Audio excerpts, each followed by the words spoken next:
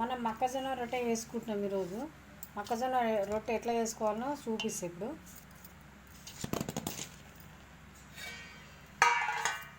ఒక గిన్నె వేసుకొని పిండి పోసుకొని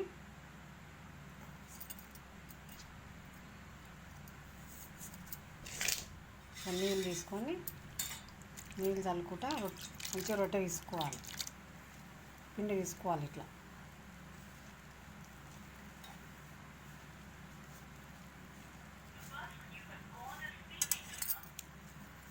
ఇట్లా తీసుకోవాలి. మంచిగా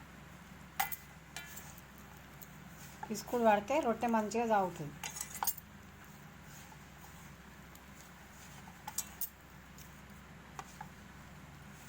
ఇట్లా తీసుకోవాలి.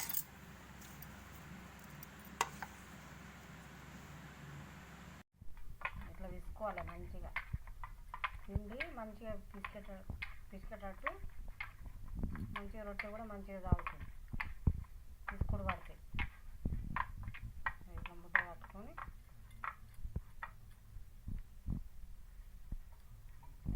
పీట తీసుకొని ఇట్లా పిండి పోసుకోవాలి.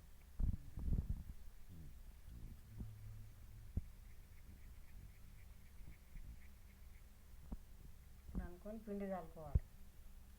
రొట్టె పీట మీద ఇట్లా చేయాలి మంచిగా రొట్టెలు.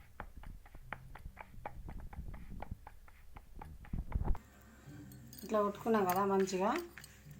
ఇప్పుడు పెంక పెట్టుకొని మంచిగా కాల్చుకుందాం రొట్టెలు.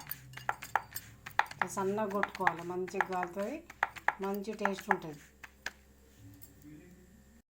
ఇట్లా పెంక పెట్టుకున్నాం కదా, రొట్టె ఇట్లా కాల్చుకుందాం. ఇప్పుడు రొట్టె కాలింది కదా, ఒక సైడు నీళ్ళు చల్లుకుందాం. నీళ్ళు చల్లుకొని మళ్ళీ మర్రేసుకోవాలి.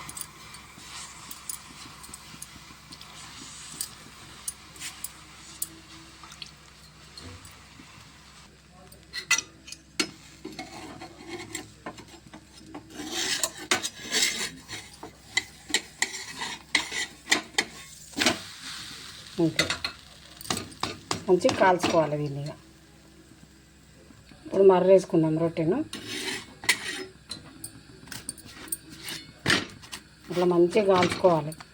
మంచి రుచి ఉంటుంది మొక్కజొన్న రొట్టెలు.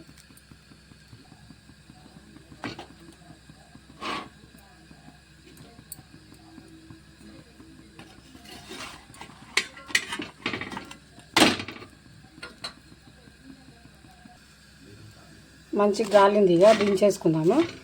పోయి బంద్ చేసుకుందాం. మొక్కజొన్న రొట్టె మటన్ కూర. మొక్కజొన్న రొట్టెలు మటన్లో అద్దుకొని తింటే చాలా బాగుంటుంది. ఇట్లా అద్దుకొని తినాలి. ఇదివరకు నేను మటన్ వండినా కాబట్టి వండే విధానం చూపెట్టలే. మటన్ రొట్టెనైతే చూపెట్టిన. నేను చెప్పినట్టు వేసుకోరు, చాలా బాగుంటుంది రొట్టెలు. మొక్కజొన్న రొట్టెలు చాలా బాగుంటాయి.